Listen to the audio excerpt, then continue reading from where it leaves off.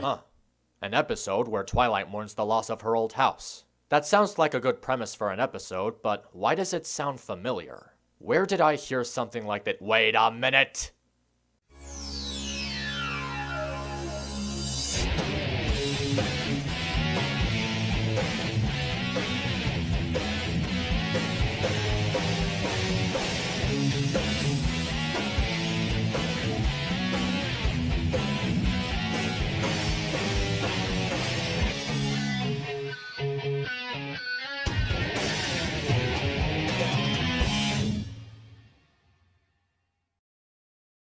I gotta say, this episode is really unique. Not because I think it's one of the show's best episodes, or maybe I do, or... Okay, let me put it this way.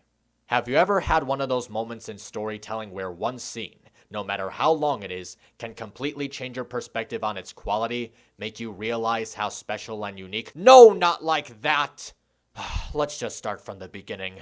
The girls are enjoying themselves in the tree castle when they seem to notice that Twilight has been spending more time with them in an attempt to keep herself away from the castle. Twilight mentions how it simply doesn't feel like home, and the other main six get the idea to give the place a new look as a surprise for her. While they're at it, Spike is tasked with keeping Twilight occupied until they're ready. But it may seem that the task of getting Twilight's spirits up through redecorating the castle can be tougher than previously thought. I wouldn't say that this episode is about Twilight since the focus is on the other main six, but the episode's conflict is a result of her homesickness, so I should talk about her as well. Her day with Spike across town gives us more interaction between the two, which is always nice to see. Since these two were the first of the main cast to be introduced in the show's lore, it makes sense to have a plot, or even a subplot, focus on their bond. Aside from that, it also has some of the best humor in the episode, such as a really hilarious cameo by Bulk Biceps. The other subplot focuses on Pinky, Flutters, Rary, Jack, and Dash, changing the atmosphere of the castle to the best of their ability. The problem is that their idea of what home is like is probably not what's best for Twilight or even the castle.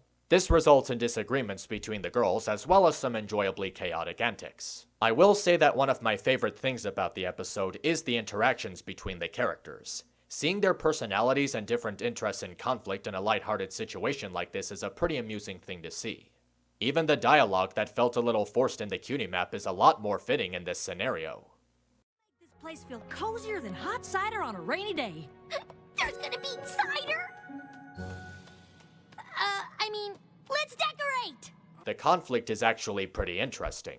All of the effort that Twilight's friends put into changing the castle results in them trying to decide which changes to the castle she'd like most. But it all boils down to how they became so obsessed with redecorating the castle to their own liking that they kinda forgot about considering Twilight's feelings. That's when they start to remember all the good times they shared in Twilight's old house. Oh, and Diane gets some pretty dark humor across.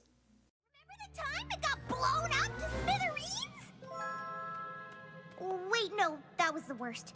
Which brings me to the part of the episode that elevates it from a good episode to a great episode. We see Twilight and Spike mourning the loss of their old home, and it's actually pretty sad. We've seen how many memories Twilight's kept with her from her time spent in Ponyville, and how many of those memories were kept in Golden Oak's library. When they return, the others show her the main change to the castle, the roots of Golden Oak. It's decorated with gems containing memories of all the great times the group spent together from their first days. And then we get the moral, which is definitely one of the show's most meaningful. What truly makes a home isn't its atmosphere or its content. What truly makes a home is how it reminds you of the best parts of your life and how you can share those memories with your closest loved ones. This is what I meant about how just one scene can make all the difference. Sure, the rest of the episode is good, but this ending is filled with so much heart, and it strengthens the bond between the main six in an emotionally satisfying way. Throughout its runtime, the episode was building up to something that would change a piece of the show's dynamic for the better, and it also has a meaningful reflection on the characters. I just saw this episode, and I'm already declaring that it has one of the absolute best endings in the series. On a final note, the callbacks to previous episodes are very welcome. And the song is really well made, with a fun beat, awesome vocals, and it even furthers the story. Even its reprise helps to make the episode's conclusion more meaningful. There's nothing like balloons and confetti to greet you every time you walk through the door.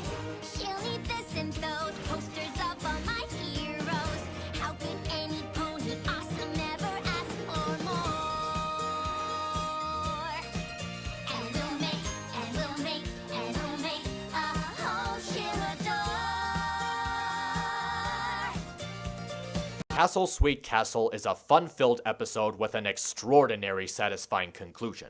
The humor is funny, the characters are great, their interactions are interesting, the song is catchy, and it adds a new change to the series that I really hope satisfies the people who started or signed that stupid petition. What was that? One of Pinkie Pie's confetti cannons. What? It's not my fault I hid them so well. Pinkie.